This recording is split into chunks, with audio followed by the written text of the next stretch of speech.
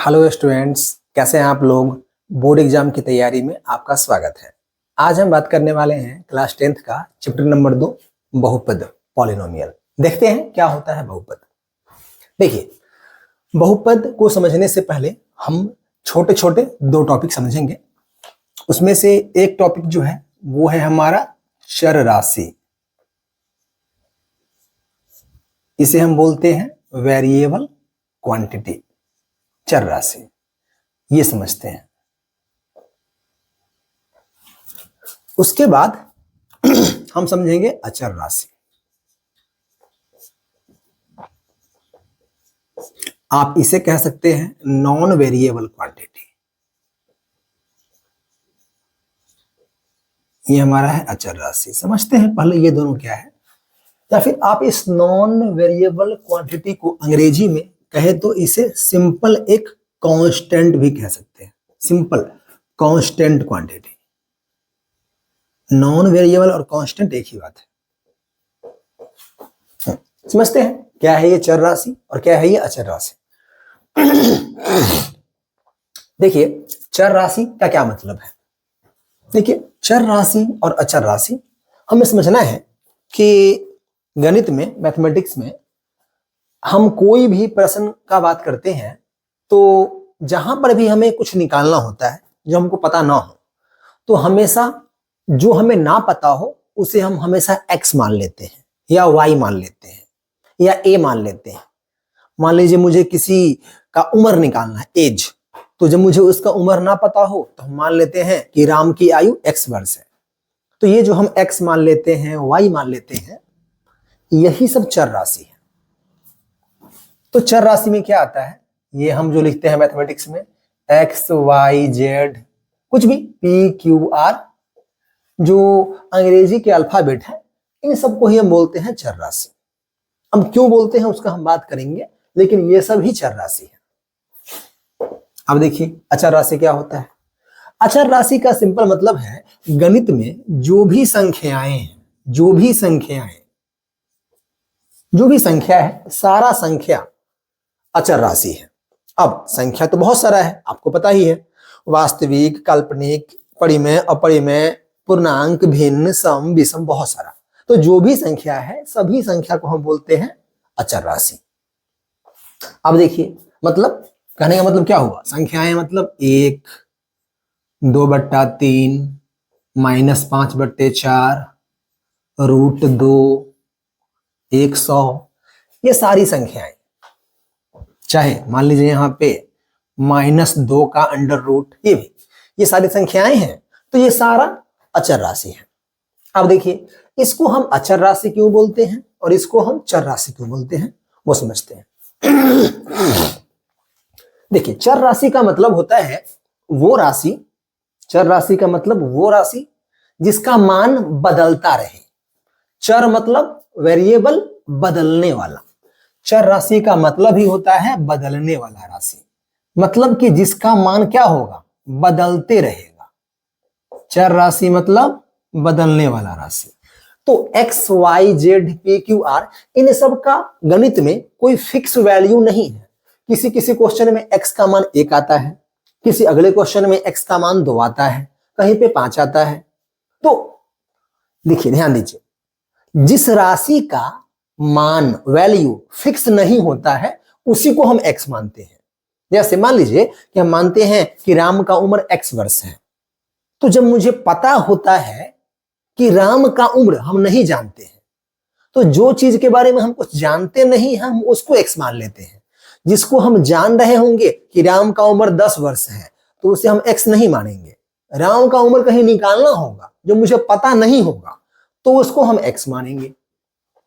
तो चर राशि मानते ही तब है जब मुझे उसका वैल्यू पता नहीं होता है, मतलब उसका वैल्यू बदल रहा होता है या बदलने का संभावना होता है। हम किसी चीज का वैल्यू जब गारंटी के साथ नहीं बता सकते तो उसको हम x मान लेते हैं। तो ये सब हमारा चर राशि है। अब अचर राशि, जब किसी भी चीज का वैल्यू और मान अगर हमें पूरा पूरा पता हो, अगर हमें पता हो कि हमारे पास 1 रुपए है, हमें पता हो कि मेरे पॉकेट में 1 रुपए है, तो 1 का हमने 1 लिखा। अगर हमें पता होगा मान लो अगर मुझे पता नहीं होगा कि मेरे पॉकेट में कितने रुपए हैं, तो हम मान लेंगे कि हमारे पॉकेट में x रुपया है। तो जब आपको पता नहीं हो तो हम XY मानते हैं, चर राशि मानते हैं। अगर पता हो साफ साफ फिर हम चर राशि में जाते ही नहीं है। अगर हमें पता है कि मेरे पास 1 रुपए है तो यहाँ पे 1 लिख दिया, हमें पता है कि मेरे पास 100 रुपए है तो 100 लिख दिया। ठीक है, तो ये हुआ हमारा अचर राशि। ठीक है, अब देखिए, अब हमें इस चर राशि और इस अचर राशि के सहायता से समझना है कि बहुपद क्या होता है। चर राशि और अचर राशि के सहायता से हम समझेंगे बहुपद क्या होता है। तो बहुपद का परिभाषा थोड़ा ध्यान से सुनिएगा, बहुत आसान है, उसमें यही 2 बातें आएंगी। बहुपद का मतलब होता है कि हमारे पास चर राशि है और अचर राशि है। चर राशि मतलब ये XYZ PQR ये सब, अचर राशि मतलब संख्याएं। अचर राशि और संख्या एक ही बात है, इसमें कोई अंतर नहीं है। तो चर राशि और अचर राशि दोनों को मिला करके गणित में कोई भी व्यंजक बनाएंगे। चर राशि और अचर राशि का कोई भी गणितीय व्यंजक मतलब मैथमेटिकल एक्सप्रेशन, बहुपद क्या होता है ऐसे देखिए। अगर आपसे कोई पूछे कि बहुपद क्या होता है तो बहुपद का परिभाषा ऐसे होता है। चर राशि, चर राशि मतलब XYZ ABC, चर राशि और अचर राशि, चर राशि और अचर राशि का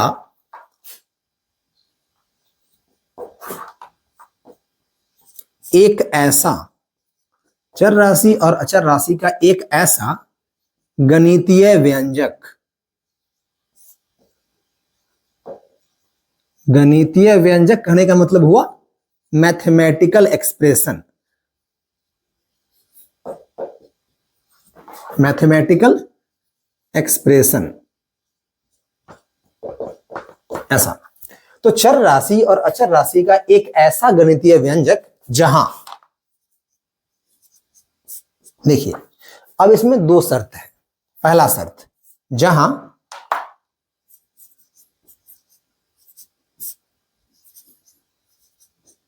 अचर राशि, जहां अचर राशि वास्तविक संख्या हो। जो अचर राशि है वो कौन संख्या होना चाहिए? अचर राशि वास्तविक संख्या होना चाहिए। अचर राशि, अचर राशि मतलब संख्या, लेकिन संख्या बहुत सारा है, मेन 2 तो है ही, वास्तविक और काल्पनिक।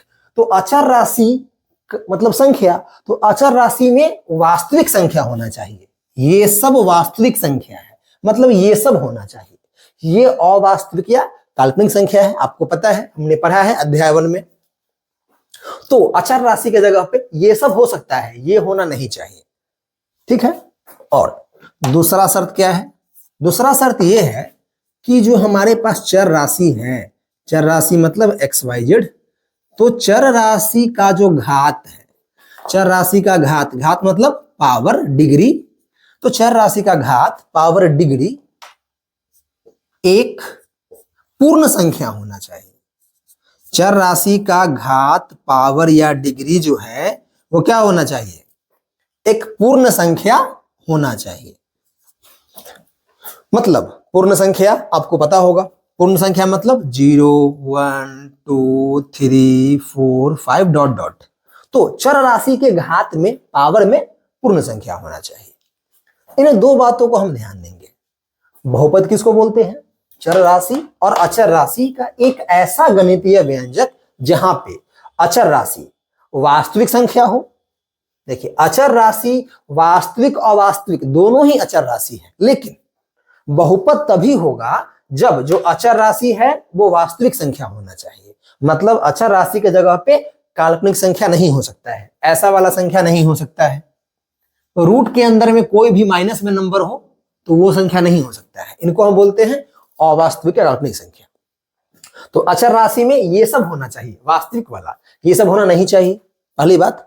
और दूसरी बात कि चर राशि का जो घात है पावर x के पावर में पूर्ण संख्या होना चाहिए। मतलब 0 1 2 3 4 ये सब होना चाहिए, इसके अलावे कुछ और होना नहीं चाहिए। कहने का मतलब ये हुआ कि चर राशि के घात में पूर्ण संख्या होना चाहिए, मतलब क्या नहीं होना चाहिए, वो याद कीजिए। तो चर राशि के घात में माइनस वाला कोई संख्या नहीं होना चाहिए, ठीक है। चर राशि के घात में x के घात में भिन्न अंश बट्टे हर वाला कोई संख्या नहीं होना चाहिए। चर राशि के घात में दशमलव नहीं होना चाहिए। चर राशि के घात में रूट नहीं होना चाहिए, इस तरह का।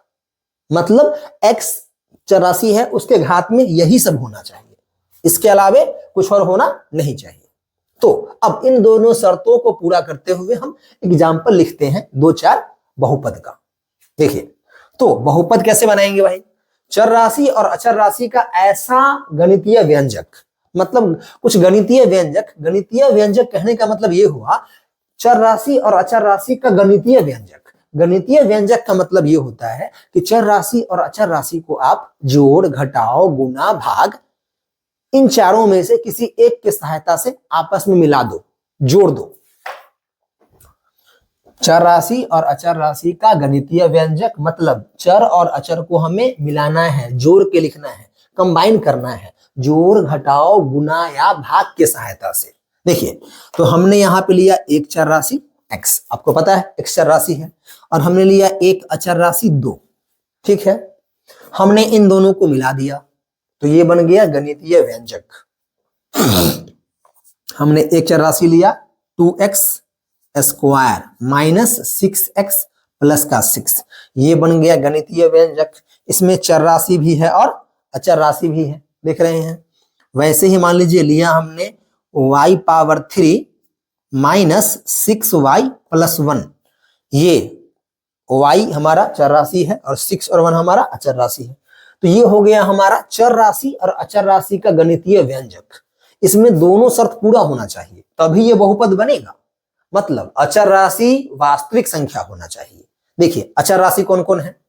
तो यहाँ पे ये अचर राशि है, इसमें 2 वास्तविक संख्या है कि नहीं? बिल्कुल, ये वास्तविक संख्या है। तो अचर राशि वास्तविक संख्या होना चाहिए। दूसरा कंडीशन, चर राशि का जो घात है, पावर, मतलब x के पावर में, घात में पूर्ण संख्या होना चाहिए। तो अब बताइए, इस x के घात में क्या है? यहां पर तो घात में कुछ भी नहीं है। जब घात में कुछ भी नहीं है तो यहां पर 1 तो छुपा हुआ है, मतलब x के घात में 1 है, और 1 क्या है? पूर्ण संख्या है। तो 2 कंडीशन है, अचर राशि वास्तविक संख्या हो और चर राशि का घात पूर्ण संख्या हो। तो अचर राशि वास्तविक संख्या और चर राशि पे घात पूर्ण संख्या, 0, 1, 2, 3, 4, इसमें से कोई एक, ये 2 है, ऐसा। तो मतलब ये जो पहला देख रहे हैं गणितीय व्यंजक, मैथमेटिकल एक्सप्रेशन, आप इसको बहुपद कह सकते हैं। ये बहुपद है। बहुपद होने का जो 2 शर्त है, इन दोनों को ये पूरा कर रहा है। अब देखते हैं कि ये जो गणितीय व्यंजक है, मैथमेटिकल एक्सप्रेशन है, क्या ये एक्सप्रेशन बहुपद है या नहीं?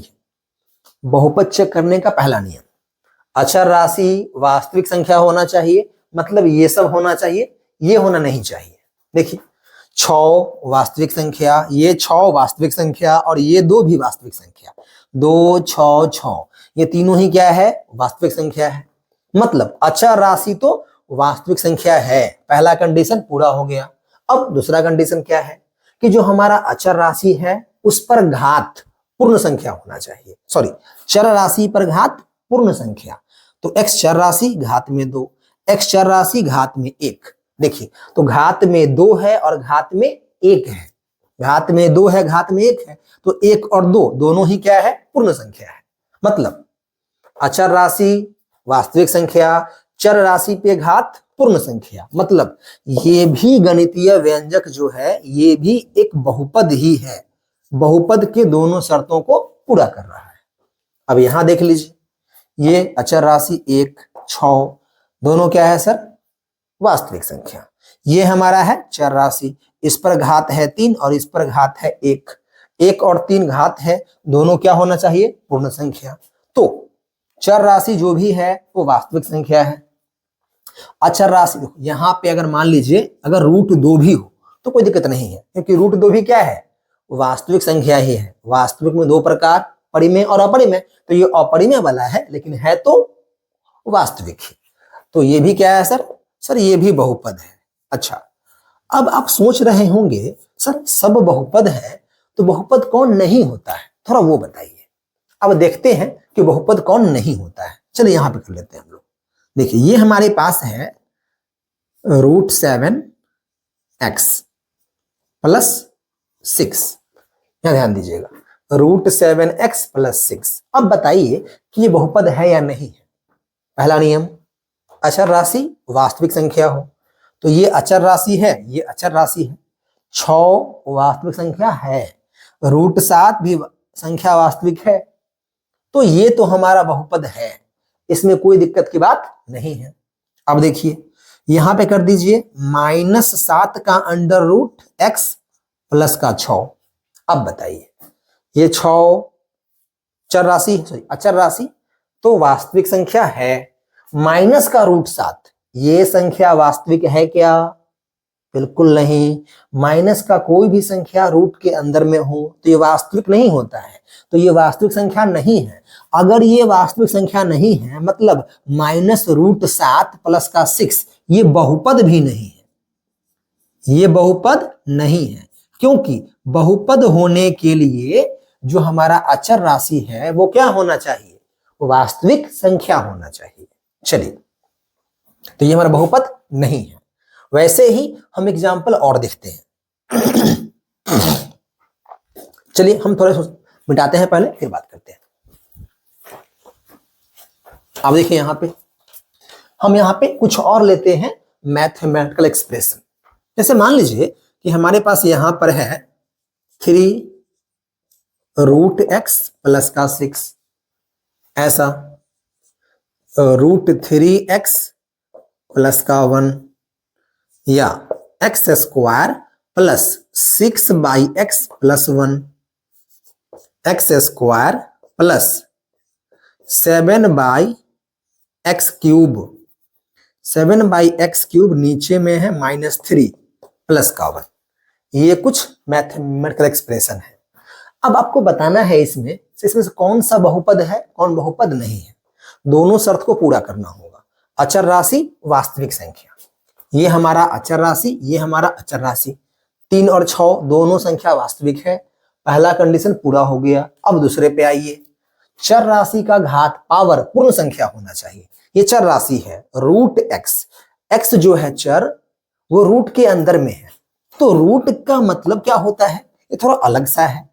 आपको अगर पता हो तो इस रूट का मतलब ये होता है कि x रूट के अंदर में है, मतलब x के पावर में 1/2 है। रूट का मतलब क्या होता है सर, इस रूट का मतलब पावर में 1/2 है, और प्लस का 6 का 6। हाँ जी, तो x के पावर में कितना आ गया, 1/2। रूट का मतलब ही क्या है, पावर में 1/2, तो पावर में 1/2 आ गया। चर राशि के घात में 1/2, ये पूर्ण संख्या नहीं है, 1/2 ये तो भिन्न है कि नहीं? तो ये हमारा बहुपद नहीं है, ये बहुपद नहीं है। अब यहां आइए, अब चेक करते हैं ये बहुपद है कि नहीं। अचर राशि, वास्तविक संख्या, ये अचर राशि और ये अचर राशि, 1 और √3 दोनों क्या है सर, वास्तविक संख्या है। √3 वास्तविक ही होता है, हाँ अपरिमेय होता है, बात सही है, लेकिन अपरिमेय भी वास्तविक का ही प्रकार होता है, तो ये भी वास्तविक, ये भी वास्तविक। तो अचर राशि वास्तविक संख्या, पक्की बात, चलो ठीक है। अब चर राशि का घात पूर्ण संख्या, चर राशि x, बोलो घात में क्या है, 1 है, घात में 1 है तो एक पूर्ण संख्या है, तो ये हमारा बहुपद है, इसमें कोई शक का बात नहीं है।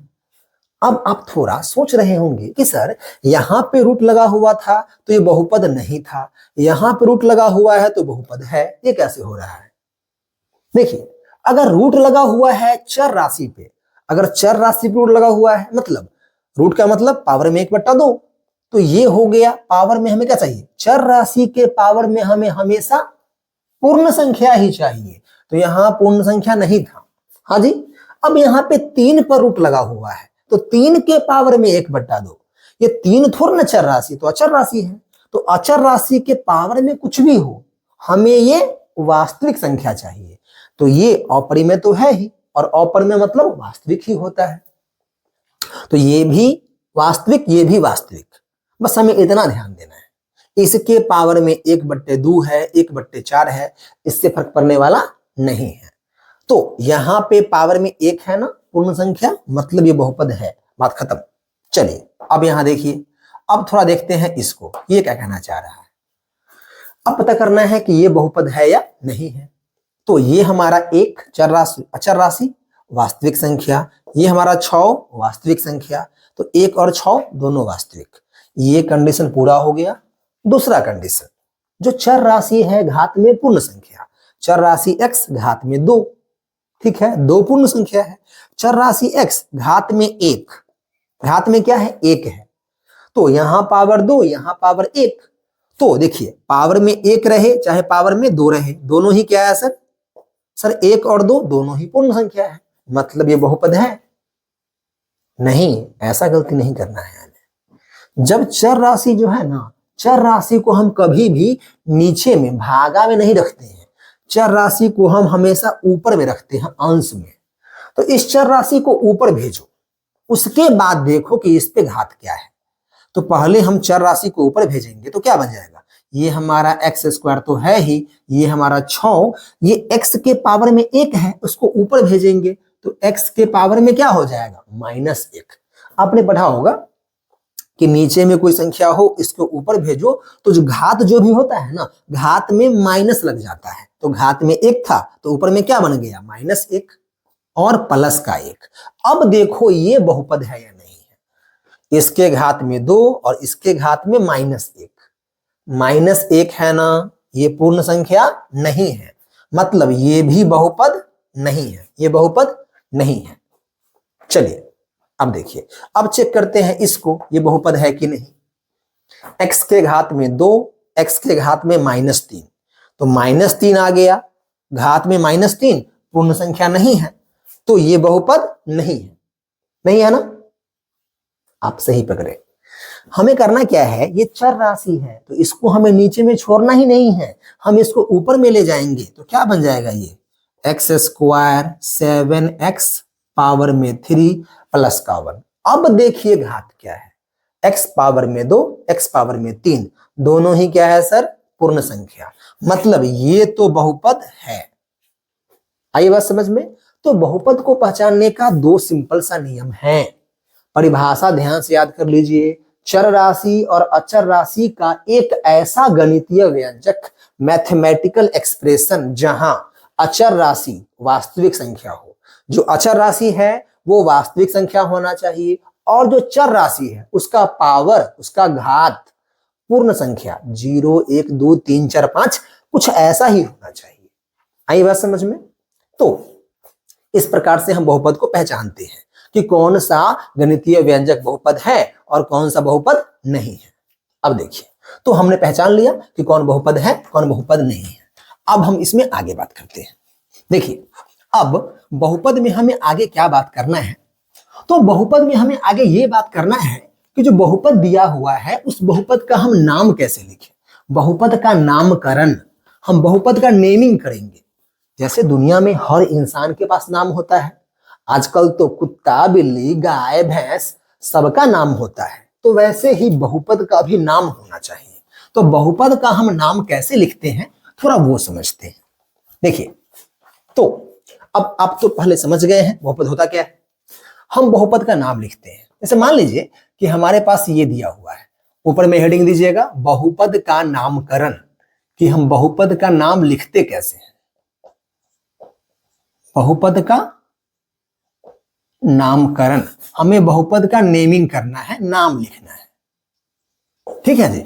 अब देखिए, तो ये मान लीजिए हमारे पास है 3x + 6, बहुपद है ना, बिल्कुल है। ये हमारा अचर राशि, वास्तविक संख्या, चर राशि, घात में 1, 1 मतलब पूर्ण संख्या, तो ये बहुपद तो है और घात 1 वाला बहुपद है। अब देखिए, तो हमें इस बहुपद का नाम लिखना है। अब आपको इसका नाम कैसे लिखना है वो समझते हैं। देखिए, अच्छा, बहुपद में एक तो चर राशि है और एक अचर राशि है, तो इसमें 2 प्रकार की राशियां हैं, वेरिएबल और कांस्टेंट 2 है। तो इस बहुपद में आप सोच के बताइए कि इसमें इस 3 और 6 जो अचर राशि है उसका ज्यादा महत्व है कि x का ज्यादा महत्व है? बताइए। बहुपद में ज्यादा महत्व वेरिएबल का होता है, मतलब x का। इसमें x का ज्यादा महत्व है, जो कुछ भी होगा इस x के अनुसार ही होगा, ठीक है। इसमें इस अचर राशि का कोई वैल्यू नहीं होता है, चर राशि का वैल्यू होता है। तो बताइए इसमें चर राशि कौन सा है? चर राशि x है। तो जब हम बहुपद का नाम लिखेंगे ना तो इसमें x का इंपोर्टेंस होगा, इसका मान सम्मान देंगे। जैसे हमारा घर होता है ना, तो जब हमारे घर के आगे घर का नाम लिखा हुआ होता है, घर के आगे जब घर का नाम लिखा हुआ होता है तो घर के आगे आपके दादाजी का नाम लिखा हुआ होता है या फिर आपके पापा का नाम लिखा हुआ होता है, जो घर के मुखिया होते हैं उनका नाम लिखा हुआ होता है। तो उसी प्रकार से इस बहुपद में चर राशि और अचर राशि में हेड कौन है? ज्यादा इंपॉर्टेंस चर राशि का है। तो इसका नाम भी जो लिखेंगे ना वो चर राशि के अनुसार ही लिखेंगे। अब देखिए, तो इसमें हमारे पास x है चर राशि, तो इसके नाम में कुछ हो चाहे नहीं हो, x तो होना ही चाहिए, x तो होना ही चाहिए। तो चूंकि x यहाँ वेरिएबल था, अच्छा सॉरी चर राशि, तो हमने यहाँ x लिख लिया। अब इसके बाहर में आप कुछ लगा दीजिए। कुछ लोग यहाँ पे p लिखते हैं, यहाँ x, कुछ लोग यहाँ पे g लिखते हैं, यहाँ पे x, कुछ लोग यहाँ पे h लिखते हैं, यहाँ पे x, कुछ लोग यहाँ पे q लिखते हैं। तो इसके बाहर में कुछ भी लिखा जा सकता है, बट ब्रैकेट के अंदर में x ही होना चाहिए। अगर बहुपद में चर राशि x है तो ब्रैकेट के अंदर में तो x ही होगा, बाहर में आपको जो लिखने का मन हो लिख लो, उससे मतलब नहीं है, ठीक है। चलिए, तो अब इस बहुपद का नाम क्या हो गया? इसको बोलेंगे p ऑफ x, इसको बोलेंगे p of x, p of x। इसका नाम अगर हम चाहें तो g ऑफ x भी दे सकते हैं, इसी का नाम h ऑफ x भी दे सकते हैं, और इसी का नाम q ऑफ x भी दे सकते हैं। मतलब क्या हुआ कि इस बाहर वाले नाम का उतना वैल्यू नहीं है, सारा वैल्यू इस अंदर वाले चर राशि का है, ठीक है। चलिए बढ़िया, तो ये हमारा हो गया एक बहुपद। चलिए हम यहाँ पे एक और बहुपद लेते हैं। अब यहाँ पे g ऑफ x है, अगर g ऑफ x है मतलब बहुपद आपको x में लेना चाहिए, बहुपद में चर राशि x ही होना चाहिए। चर राशि x होगा तो अभी उसका नाम g ऑफ x होगा। तो हम यहाँ लिख लेते हैं 6x स्क्वायर माइनस का 6x प्लस का 1। अब देखिए ये भी बहुपद है, इसमें चर राशि x है, तो इसका नाम g ऑफ x हो सकता है। चलिए हम अगला बहुपद लेते हैं, y power 3 minus y plus का 1। देखिए ये भी बहुपद है, अचर राशि 1 है वास्तविक संख्या, चर राशि ये दोनों घात में 3 घात में 1 दोनों है पूर्ण संख्या। तो ये बहुपद तो है, लेकिन ध्यान दीजिएगा ये बहुपद y में है, इसमें चर राशि y है, तो अब इसका नाम h ऑफ x तो नहीं हो सकता है। चर राशि y है तो इसके नाम में y होना चाहिए, इसको बोल दीजिए h ऑफ y। यहां पे y बाहर में जो मन करे वो डाल दो, आपकी मर्जी है। वैसे ही हमने एक और ले लिया, यहां पे t माइनस का t स्क्वायर माइनस का t क्यूब माइनस का 1। अब बताइए ये बहुपद है क्या? ध्यान से बताइए, यहां पे घात में 1 है, घात में 1 2 3 तीनों ही पूर्ण संख्या है। ये बहुपद तो है लेकिन ये t के पदों में है, इसमें चर राशि t है, तो इस बहुपद का नाम भी जो होगा वो q ऑफ x नहीं होगा। यहां पर x तो हो ही नहीं सकता है, यहां पे क्या होगा? t ही होगा। बाहर में जो मन करे वो चलेगा, बट यहाँ पे t होगा। अंदर में t, हमने यहाँ बाहर में q है, आपका मन करे तो r लगा दो, अंदर में t, बाहर में कुछ भी लगा दो। तो क्या लगाओगे? चलो बाहर में लगा दिया हमने s ऑफ t, कुछ भी, ये t के पदों में है तो अंदर में t होना चाहिए, बाहर में कुछ भी हो सकता है, आपकी मर्जी है, लेकिन अंदर का आप नाम चेंज नहीं कर सकते हैं। आई बात समझ में? तो बहुपद का नाम तो हम ऐसे लिखते हैं, मतलब नाम लिखते समय जो चर राशि है उसी का वैल्यू होता है। चर राशि x है तो ब्रैकेट के अंदर में x, बाहर में कुछ भी हो उससे फर्क नहीं पड़ेगा। चर राशि यहाँ y है तो ब्रैकेट के अंदर में y, बाहर में कुछ भी उससे फर्क नहीं पड़ेगा। चर राशि t है तो ब्रैकेट में t, बाहर में कुछ भी उससे फर्क नहीं पड़ेगा। तो इस प्रकार से हम बहुपद का नाम लिखते हैं। ठीक है, अब देखिए, अब बहुपद में हम नाम लिखना सीख गए हैं।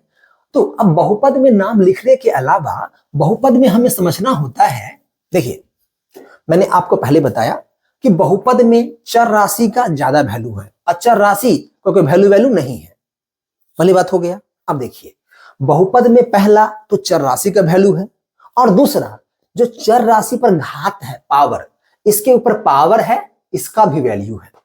पहले तो चर राशि का वैल्यू है और उसके बाद उसके ऊपर जो घात है उसका वैल्यू है, ज्यादा वैल्यू। इसका उतना वैल्यू नहीं है।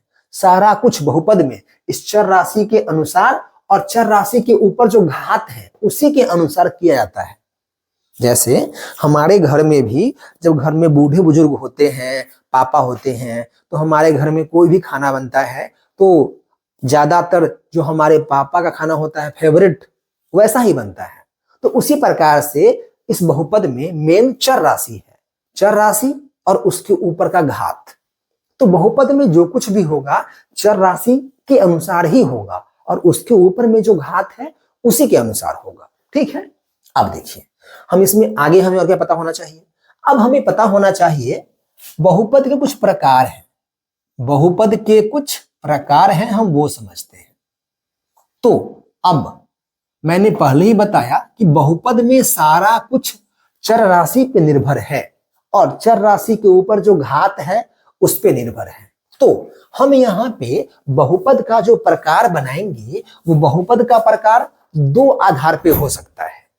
बहुपद में पहला प्रकार जो होता है, जो हमारा चर राशि है, चर राशि के ऊपर में जो घात है, चर राशि के ऊपर में जो घात है, चर के घात के आधार पर, तो बहुपद का पहला प्रकार हम बना सकते हैं चर का जो घात है उस घात के आधार पर। ठीक है, तो चर के ऊपर में जो घात है उस घात के आधार पर बहुपद का कई प्रकार हो सकता है। जैसे उसमें से बहुपद का एक बहुत ही प्रसिद्ध फेमस प्रकार है जिसको हम बोलते हैं रैखिक बहुपद। क्या बोलते हैं? रैखिक बहुपद। दूसरा जो प्रकार है जिसको हम बोलते हैं द्विघाती बहुपद। क्या बोलेंगे? द्विघाती बहुपद बोलेंगे। बहुपद का जो तीसरा प्रकार है उसको हम बोलते हैं त्रिघाती बहुपद। हाँ जी, अब देखिए बहुपद का जो चौथा प्रकार है आप उसे बोलेंगे चतुष्घाती बहुपद। ऐसा तो आप नाम से देख रहे होंगे द्विघाती, त्रिघाती, चतुष्घाती। द्विघाती मतलब घात 2, त्रिघाती घात 3, चतुष्घाती घात 4। तो यहाँ पे घात बढ़ते ही जा रहा है। वैसे ही रैखिक बहुपद या रैखिक का एक और नाम होता है जिसको हम बोल सकते हैं सिंपल शब्द में एक घाती, मतलब एक घात वाला बहुपद। रैखिक का एक और नाम है एक घाती भी कह सकते हैं आप। तो ये चर के घात के आधार पर बहुपद इस तरह से है। इसका और भी प्रकार हो सकता है, चतुष्घाती 4 घात वाला, पंचघाती 5 घात वाला, षष्ठघाती 6 घात वाला। तो घात बढ़ाते जाएंगे तो बहुपद का प्रकार भी बढ़ते जाएगा। तो ये हो गया।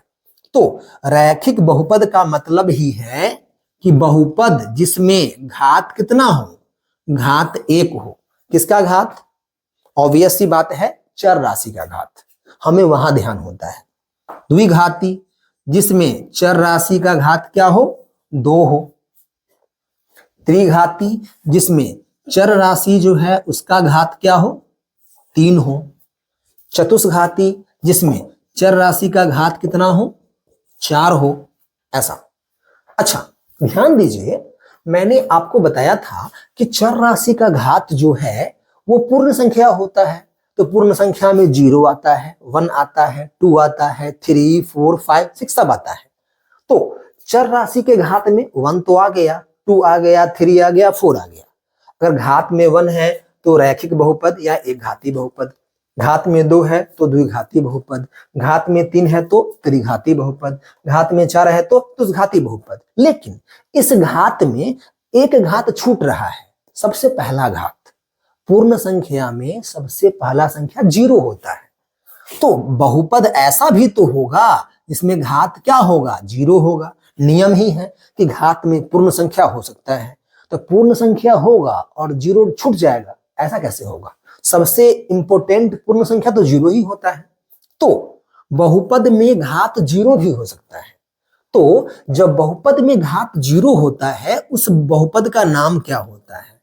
उस बहुपद का नाम होता है अचर बहुपद। बहुपद में जब घात 0 हो, चर राशि का घात 0 हो, तो वैसे बहुपद का नाम क्या होता है? अचर बहुपद।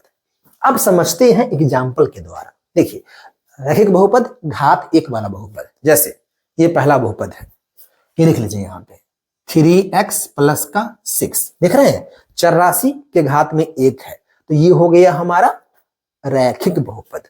द्विघाती बहुपद घात 2 वाला बहुपद, यहां देखिए घात कितना है? 2, घात 1 भी है, घात 2 भी है, तो जो घात बड़ा होगा उस पे फोकस किया जाएगा। तो घात 2 है, तो ये वाला जो आप देख रहे हैं बहुपद 6x² माइनस 6 प्लस का 1, तो ये हमारा बहुपद जो है ये द्विघाती बहुपद है।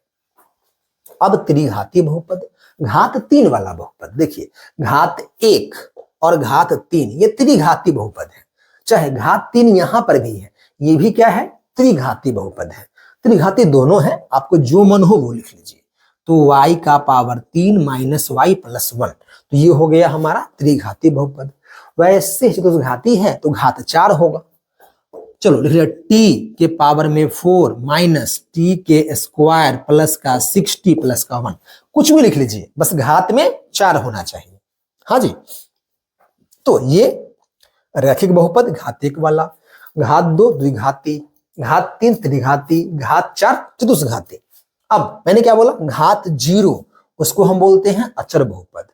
हमें घात 0 लेना है, मतलब 6x घात में 0 प्लस का 1। अब ये जो बहुपद है ये अचर बहुपद है। कैसे है वो समझते हैं। देखिए 6x घात में 0 है।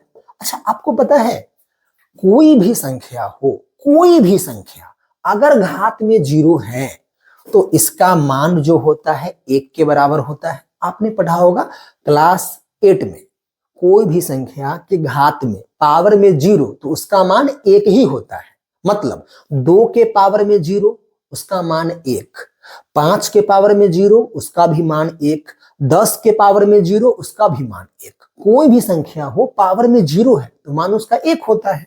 तो वैसे ही x पावर 0 तो इसका मान कुछ और नहीं 1 है। तो ये क्या बन जाएगा? ये देखने में ऐसा है बट ये कुछ और ही है। 6 गुने x के पावर में 1, x के पावर में 0, मतलब कि इसका मान 1 के बराबर और प्लस का 1, तो 6 गुने 1 6 प्लस का 1 7, क्या बन गया? 7 बन गया। तो आपको देखने में जो गंदा सा लग रहा है वो वास्तव में क्या है? 7 ही है। 7 को ही ऐसे लिखा गया है। अब बताइए 7 क्या है? 7 एक अचर राशि है, संख्या है ना, तो अचर राशि है। तो चूंकि ये अचर राशि है इसीलिए इस बहुपद का ही नाम क्या रखा गया है? अचर बहुपद। आई बात समझ में? कोई भी घात 0 हो, मान लीजिए 5t पावर में 0 माइनस का 2, तो यहाँ पे t चर राशि पावर में 0 तो इसका मान 1 के बराबर है। तो क्या बन जाएगा ये? 5 गुने t पावर 0 1 और माइनस का 2, तो 5 गुने 1 5 माइनस का 2 किसके बराबर? 3 के बराबर। अब बताइए ये 3 क्या है? 3 तो चर राशि अचर राशि है। तो अगर ये अचर राशि है मतलब इस बहुपद का नाम भी क्या है? अचर बहुपद। आइए बात समझ में? ठीक है। अब देखिए इन सब बहुपद के अलावा एक और बहुत ही इंटरेस्टिंग बहुपद है, बहुत ही अजूबा बहुपद है, वो समझते हैं। वैसा एक ही बहुपद होता है, वो ये है 0x to the power 0, 0x to the power 0। अब ये क्या है? ध्यान दीजिएगा फिर से। तो 0 का तो मतलब 0 है ही, आप देख ही रहे हैं, 0 मतलब 0 है, गुने x पावर 0 तो इसका मान 1 होता है, x पावर 0 इसका मान 1 होता है। तो 0 गुने 1 क्या बन गया? 0 गुने 1 तो 0 बन गया, हाँ जी, मतलब ये कुछ और नहीं है, ये जीरो ही है। जीरो को ही ऐसे लिखा गया है गणित की भाषा में। चूंकि हम बहुपद पढ़ रहे हैं ना, तो जीरो को हम बहुपद के प्रकार से लिखने का प्रयास किए हैं। तो 0x⁻0, तो जीरो का जीरो, x⁻0 1 हो गया, और 0 गुने 1 0। तो ये जो बहुपद है ना, इस बहुपद को हम शून्य बहुपद कहते हैं। इसका नाम क्या है? इसका नाम है शून्य बहुपद। शून्य बहुपद। वैसे अगर आप चाहें तो इस जीरो को आप अचर बहुपद भी कह सकते हैं, क्योंकि जीरो भी क्या है? जीरो भी एक अचर राशि है। जैसे ये 7 अचर राशि था, तो इसका नाम क्या हो गया? अचर बहुपद। 3 था अचर राशि, तो इसका नाम क्या हो गया? अचर बहुपद। वैसे ही जीरो भी क्या है? अचर राशि ही है, संख्या है ना, तो अचर राशि है, तो ये भी क्या है? अचर बहुपद है। लेकिन चूंकि ये जीरो है, इसका एक अलग ही वैल्यू है, तो इसके लिए एक अलग से नाम बनाया गया है। इसका नाम क्या है? शून्य बहुपद। अब शून्य बहुपद क्या होता है? शून्य बहुपद मतलब शून्य, जीरो को ही बोलते हैं शून्य बहुपद। या फिर आप इसको ऐसे भी कह सकते हैं कि एक ऐसा बहुपद जहां पे चर राशि जीरो, अचर राशि जीरो, और पावर में घात भी जीरो, चर राशि के घात में भी जीरो, और जो उसके पीछे का अचर राशि है वो भी जीरो। वैसे इस पीछे के अचर राशि को बहुपद की भाषा में हम गुणांक बोलते हैं। क्या बोलते हैं? गुणांक। वैसे यहां पर इसका गुणांक 6 है, इसका गुणांक 6 है, इसका गुणांक यहाँ पे 1 है, इसका गुणांक यहाँ -1 है, तो आप इसको गुणांक भी कह सकते हैं। तो ऐसे बोलिए कि जहां पे चर राशि का घात जीरो हो और चर राशि का गुणांक भी जीरो हो, एक ऐसा बहुपद जहां पे चर राशि का घात जीरो और चर राशि का गुणांक भी जीरो, तो घात भी जीरो, गुणांक भी जीरो, तो मतलब क्या बन जाएगा? जीरो ही बन जाएगा। तो इसीलिए इसका नाम क्या है? शून्य बहुपद। तो आपको इस तरह से बहुपद का प्रकार पता होना चाहिए और इसमें कोई भी दिक्कत नहीं होना चाहिए। खास करके आप इन दो प्रकार को तो अच्छे से याद कीजिएगा, आपको बोर्ड परीक्षा में ऑब्जेक्टिव के रूप में आ सकता है। ठीक है, चलिए, तो हमने यहाँ पे बहुपद का प्रकार बनाया है किसके आधार पे? चर के घात के आधार पे। बहुपद में सबसे इंपॉर्टेंट चर राशि और उसका घात ही है, तो चर के घात के आधार पर ही बहुपद को हम कई भाग में बांट दिए हैं। ठीक है, अब देखिए, बहुपद का एक और प्रकार होता है, वो उतना इंपॉर्टेंट नहीं है बट फिर भी आपको पता होना चाहिए। तो बहुपद का एक और प्रकार है, वो हम कहां पे लिख दें? चलो वो हम यहां लिख लेते हैं। देखिए,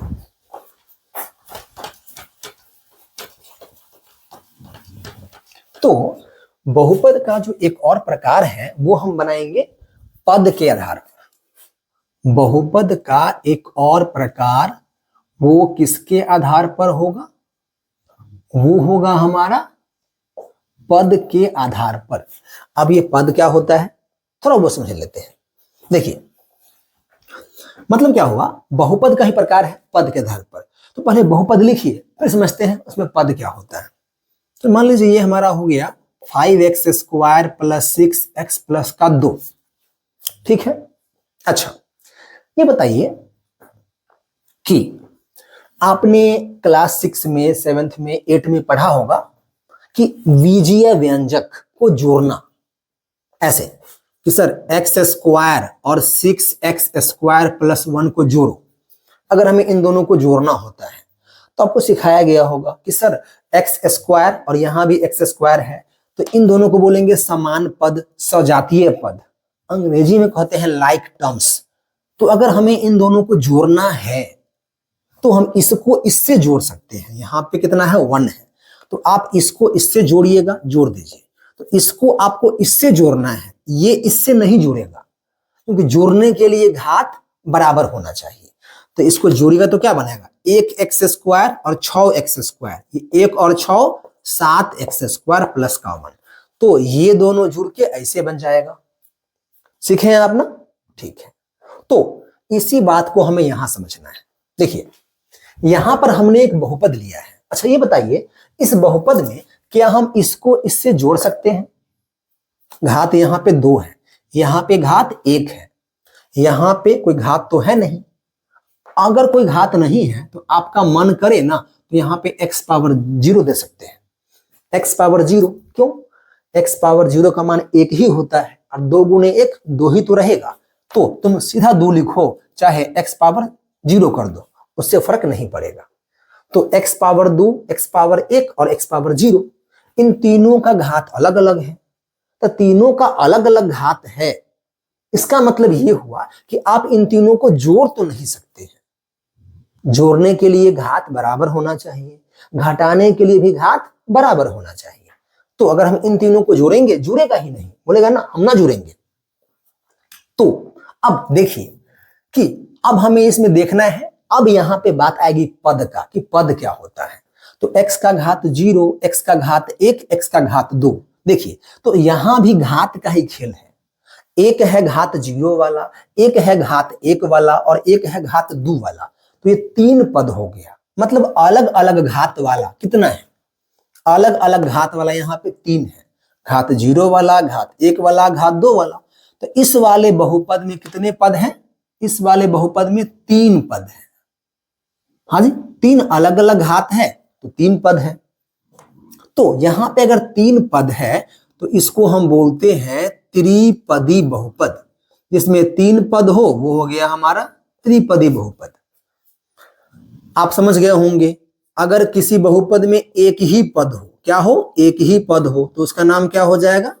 एक पदी बहुपद। यहाँ पे 3 था तो 3 त्रिपदी हो गया। अगर किसी बहुपद में 2 पद हो तो उसका नाम क्या होगा? द्विपदी बहुपद। अगर किसी बहुपद में हमने देखा अभी 3 पद हो तो नाम क्या होगा?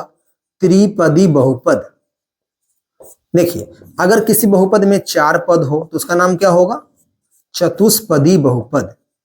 अगर किसी बहुपद में 5 पद हो तो पंचपदी बहुपद। इस तरह से।